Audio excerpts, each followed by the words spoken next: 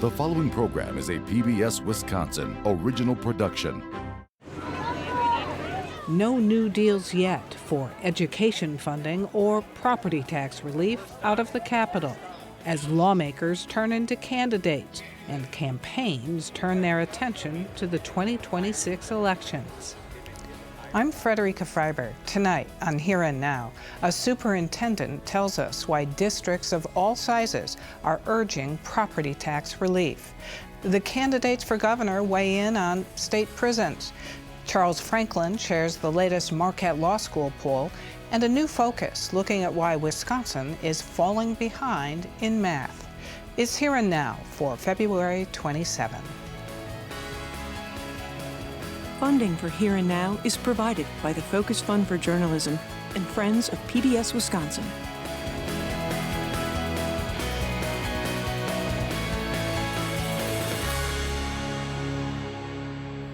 As the legislature and governor remain without a deal on using the state budget surplus for property tax relief, 5 school districts, teacher unions, parents, and students filed a lawsuit this week against the legislature for failing to adequately fund public schools in Wisconsin as required by the state constitution. The sweeping lawsuit states it's not a new issue, but has gotten much worse over the last 25 years. The complaint says state aid to public school districts this year is $2 billion less than the inflation-adjusted number from 2009. You don't have to explain that to our next guest. He's the superintendent of Sauk Prairie Schools, which is among districts, not part of that lawsuit, that have been beseeching lawmakers and the governor to both further fund schools and provide property tax relief. Superintendent Jeff Wright joins us now. Thanks very much for being here. Thank you. Glad to be here. So how disappointed were you and other superintendents when the Assembly adjourned without hatching this plan?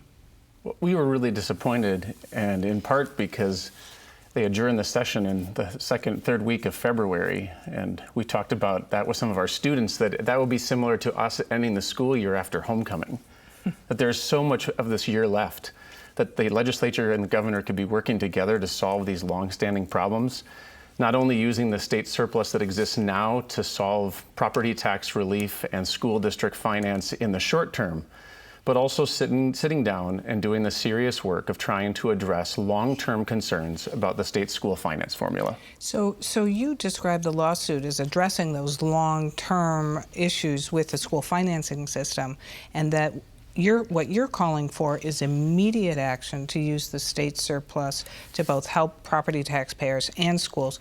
Describe what the urgency is. Well, the urgency is in part the fact that we have this unique moment where the state has more money in revenue than it anticipated. And so there is a surplus that we could be using to not only address property tax relief, but also some of these school funding issues. 6 districts in Sauk County recently put out a letter to the governor and the legislature asking for this action. We're a really unique mix of school districts. We're in Wisconsin's most purple county. And I think what we're saying is that if we as school districts that are as politically diverse as those in Sauk County can get together and ask for some urgency on this issue, that hopefully the legislature will also take this up in a special session and act right away. As to the issue of why we're putting all the pressure on property taxpayers at the same time that we're collecting more money, why do you think that is? Well, school finance is something that we could spend hours talking about with your viewers. It's incredibly complicated, but every time that the state raises the revenue limit on what schools can spend per student, that money has to come from somewhere. And often it's come from the state budget. But recently, the legislature has decided, yes, school districts can spend a little bit more, but that $325 has to fully be funded by local property taxpayers. And so that's why we're asking with some urgency that before we go into another budget year, instead of passing on that responsibility for funding this to local property taxpayers that are already stretched incredibly far, use some of the state surplus to not only address school funding, but also give that property tax relief. How does this situation kind of pit property taxpayers against schools? Well, there's a direct connection between the state not funding schools the way it used to and an increased reliance on property taxpayers to pay that bill. This year's high school seniors, the year they were born, was the last time that the revenue limit was tied to inflation. And so under the Tommy Thompson administration, under the Jim Doyle administration, the revenue limits for school districts were tied to inflation. But when this class of seniors was born, 17 years ago, the revenue limit and inflation was detached.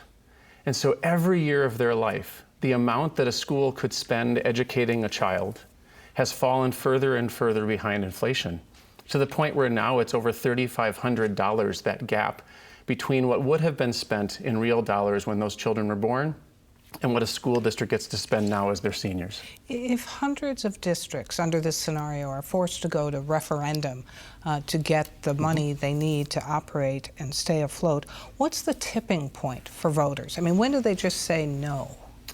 Well, we're certainly seeing that for many communities, we've already reached that point, that as the state has chosen not to allow revenue limits to go up, and school districts have turned to local property taxpayers for referendums to operate schools, there are many districts that have gone year after year to referendum hoping that they could get one passed and have not been able to do so.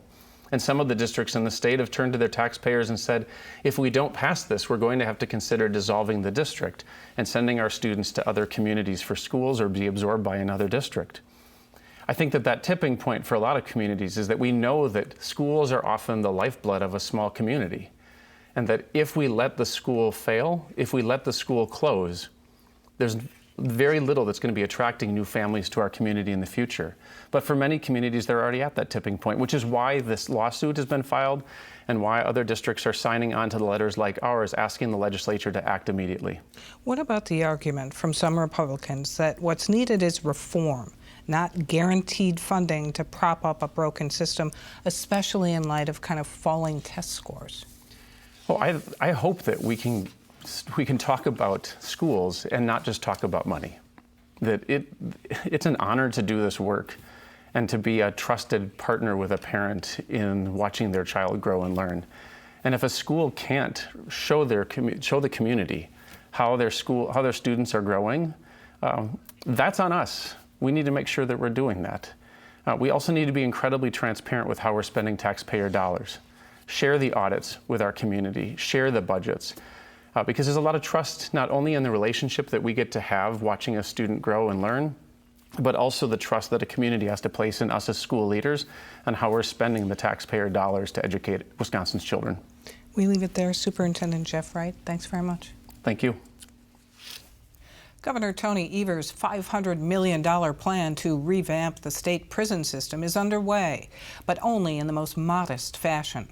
Earlier this year, a bipartisan group at the State Building Commission released $15 million to start the years-long process to eventually close down Green Bay Correctional. Tonight, as we continue our look at some of the biggest issues in the race for governor, Here and Now senior political reporter Zach Schultz asks the leading candidates for governor if they would carry through Governor Evers' corrections overhaul. Green Bay Correctional and Waupun Correctional are two of the oldest prisons in the country still holding inmates, and studies have shown time and again the buildings are not safe for staff or prisoners. But building new prisons is expensive, and closing down prisons is not politically expedient when every election cycle can quickly shift focus to law and order. So we asked 9 of the leading candidates if they would continue Governor Evers' plans to reform Wisconsin's prison system. I watched that plan be developed. I have great respect for the team at the Department of Corrections who has put that plan together along with Governor Evers' administration, and we need to get moving on that. You know, it might not be perfect, but nothing ever is when it comes to corrections. It's a very difficult situation, but we need to make improvements on that. We need to modernize that system. It is costing us more now to keep the old system in place than it would be to build a new system and get that rolling. Yeah, so with Green Bay, I know that there are a number of safety concerns, structural concerns. Of course, I mean, we can't have people, or even whether you're a person who's housed at that facility or a person who's working at that facility, we can't have people in substandard conditions. So the overhaul of smaller facilities, more regional facilities, I think that might get us to a place where we can more effectively rehabilitate people. And that has to be our baseline as well, ensuring that rehabilitation actually happens. I think it's important to look at reducing our prison population while also ensuring that those who are at the Department of Corrections have opportunities to be able to transition and be safe in their work environments. And so I will certainly look at some of the plans that the governor has now, but overall it's important that we look at transition programs and ways that we can keep those who are incarcerated and those who are working in our prisons safe. Absolutely. We absolutely have to make sure that we are doing what's best for people within our prison system and correction system, and it needs an overhaul. And I think we need to continually try to create that balance where there is need for secure detention and where there's need for employees of the correction system to have the right tools at their disposal. We need to create those because we have these 150-year-old prisons and things that we need to do and to make investments on. But at the same time, I think we also need, and I think the governor has done this too, we need to look at the alternatives to incarceration. We need to work with our partners at the local level to ensure that there is a pathway that doesn't just ensure that what we have is the last resort, which is where we're putting people in prison and locking them up. We have to reform the Department of Corrections. Governor Evers, when he ran against Governor Walker, he said, I am going to take care of that, including Lincoln Hills, and he has not followed through on it.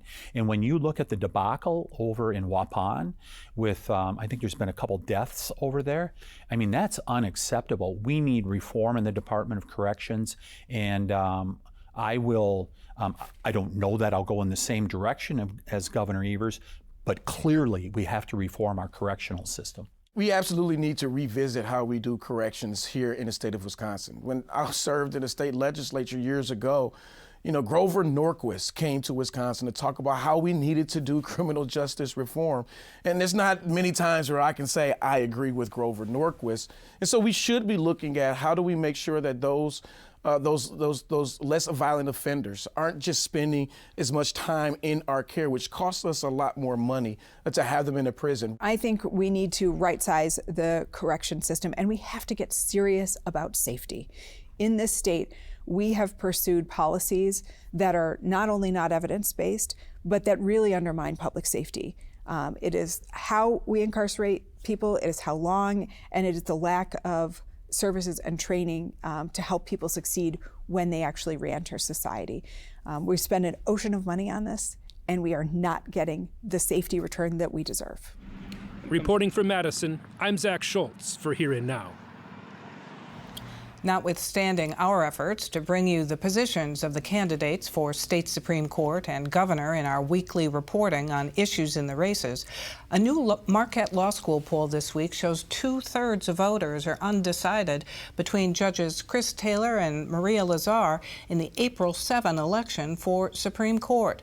Likewise, in the large field of Democratic candidates and the lone Republican in the race for governor, which will be narrowed in an August primary, the poll shows no runaway leader, with most candidates not well known by voters. Poll director Charles Franklin joins us now, and thanks for being here. Good to be here. So what does it say about voter engagement when roughly 66% of your respondents don't know enough about the two Supreme Court candidates less than 2 months away? Yeah. I think it's, first of all, it is unusually low engagement this year. It's not nearly as high as it was a year ago or in the gubernatorial races as it was in, say, 2018 or 2022. So we do seem a little less engaged right now. Some of that is that the advertising has not really kicked in the Supreme Court race compared to where it was a year ago. This time, only 6% said they'd heard or read a lot about the Supreme Court race. A year ago, that was 39% at this same time in February. So I think those things will pick up, but we're getting started a bit slower than we did a year ago. I'll say. In the governor's race, most of the 8 major candidates, between 52 and 82% who took your poll, have not heard enough about them. Of course, former Lieutenant Governor Mandela Barnes is a little better known. But should anyone take stock in this kind of poll number at this point? I think the stock you take is the disengagement that all of these candidates have work to do introducing themselves to voters. Mandela Barnes is the best known by a good bit, followed by Tom Tiffany, followed by Sarah Rodriguez on the Democratic side. But all of them have the chance to introduce themselves to voters over the next however many 8 months it is, 7 months till the primary. But that will take time, and often we see that in primaries people don't really tune in until June. On the issues, which you also polled on, data centers, as we all know, are a hot topic right now. You looked at how people viewed the cost-benefit analysis of them. Your results show respondents from all parties think the costs outweigh the benefits. But who wins the day here, public opinion or moneyed interests? Well, moneyed interests are certainly important, and the development of these centers is an economic priority for a whole industry. But the public has not been convinced. I think the proponents of data centers have failed to convince the public that those benefits are real. People recognize that technical jobs and tax revenue for communities are important benefits, but they look at water usage as a big concern, cost. They also are concerned about electricity. Maybe surprisingly, the second biggest cost people point to is developing AI and saying we shouldn't develop artificial intelligence. So there's a real need to communicate with voters about what those benefits are, or the critics end up with the upper hand on this. And we've seen a big movement away from data centers since October when we first asked. On immigration, the way its enforcement has rolled out is not favored, with 44%, just 44% approving, and 56% disapproving. Do you think, but for the Minneapolis surge and the shooting deaths by the Border Patrol of 2 people, these numbers would look different? I think that the events that have been going on in Minneapolis have certainly tilted independents away from the way they view ICE. Republican approval of ICE is still quite high in the 70+% range, 80% actually on ICE. But Democrats are deeply negative. More importantly, is independents now 3/4 are negative about ICE. Then there's the issue everyone is talking about, that is property taxes versus school funding. Your poll results show 60% of registered voters prefer reducing property tax, while 40% would rather spend more on public schools. Now, you have been polling on this for years. Is this newly resonant now? It is, but it's been building for a long time. We've seen this trend move. We've done, I think it's 26 polls on this since 2012. This is the biggest ever that say property taxes are more important, 60 to 40. We saw a big majority saying schools were more important in 2015 to 2019, but those trends have moved in opposite directions. Property taxes are really ascendant right now. Interesting. Charles Franklin, thank you so much. Thank you. Along with the number of education bills that stalled in the legislature, one authored by State Representative Karen Hurd would have provided year-round testing and tutoring for students falling behind in math. Despite not gaining enough support this past legislative session, the push will continue to help K through 8th grade students in Wisconsin struggling with math. Tonight, Here and Now reporter Merv Seymour takes us to the classroom and the big screen to learn more about statewide struggles and success with math. This evening, we're going to do the film screening of Count It Out. Tonight is movie night at the Urban League of Madison's Black Business Hub. We brought this film to Madison, to the community, so that we can be a contributor with changing the dialogue. It's a packed house for the first ever public showing in Wisconsin of Counted Out, a documentary about the importance of math. Because math is all around us. It is something that maybe many of us might have had a negative experience with when we were in school, but we want to change that narrative. The film features 2 University of Wisconsin-Madison professors. Erica Bullock is one of them. I love teaching, period. Math for sure. By her estimate, this is about her 15th time participating in a Counted Out screening. When people are thinking about screening it, they think about, okay, this is going to help parents to understand how they can help their child with mathematics. It's really difficult to convince people that there's value in math, even though we use it all the time. Math is everywhere. Understanding math is foundational, just being able to function in the world. Based on the numbers, educators everywhere agree Wisconsin students need to do better in math. According to Wisconsin's Ford exam, the test used to assess how well students are doing in the classroom, just over half in grades 3 through 8 are proficient in math. In Milwaukee schools, the number is just over 20%. I would say this question of math and numeracy is every bit as important as the conversation we've had around literacy. Welcome to the Milwaukee offices of City Ford Collective, a nonprofit team of educators and advocates led by Celestin Morgan. We're using numbers to understand and analyze so many different aspects of our world.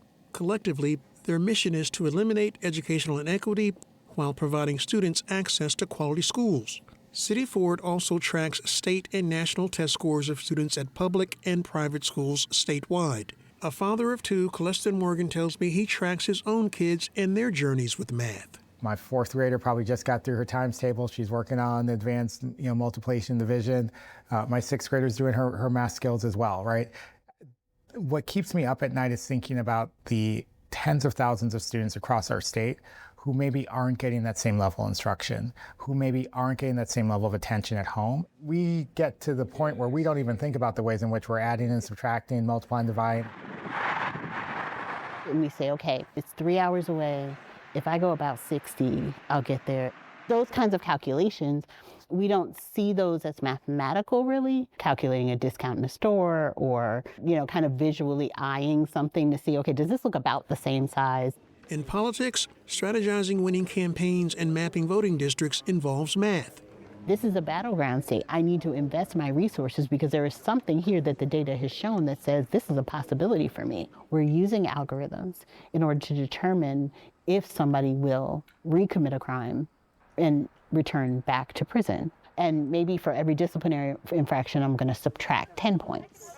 Math is at the center of managing COVID and other diseases. You have one person who is infected, and then that person sits in a room with 30 people, and now 30 people are infected. Walk sign is on to cross park. Even something as mundane as crossing a busy street involves mathematics.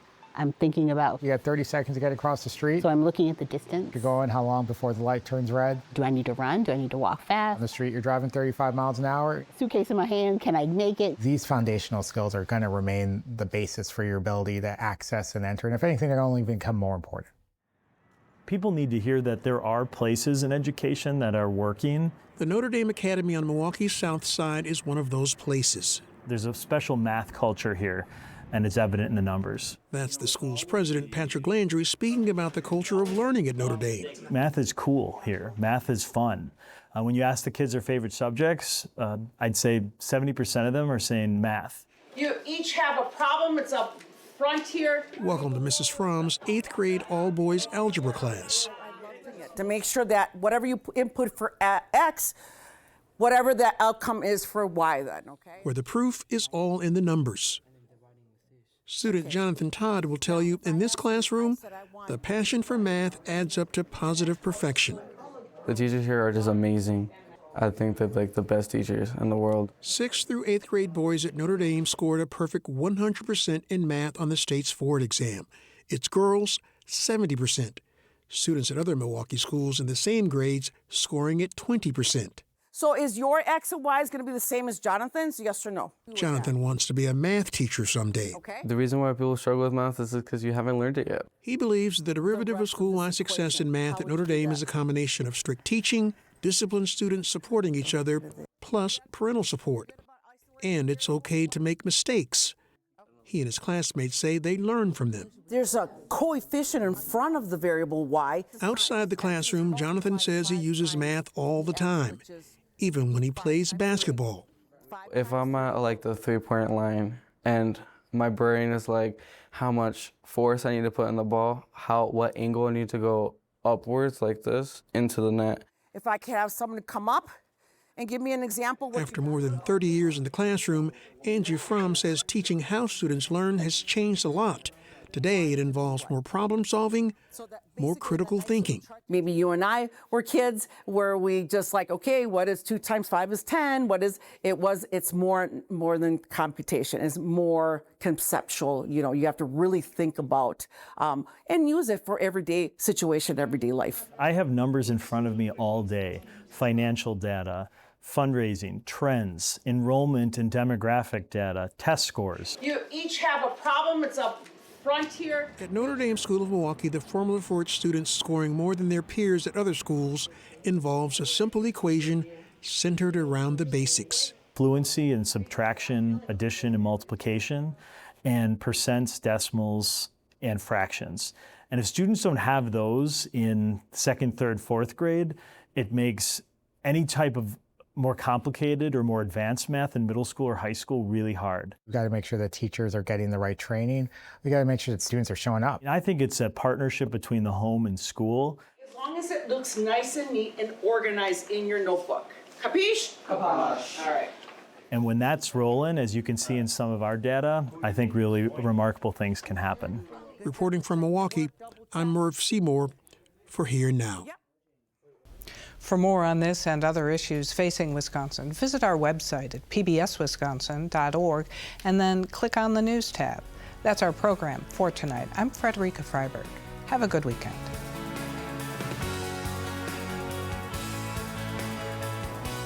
Funding for Here and Now is provided by the Focus Fund for Journalism and Friends of PBS Wisconsin.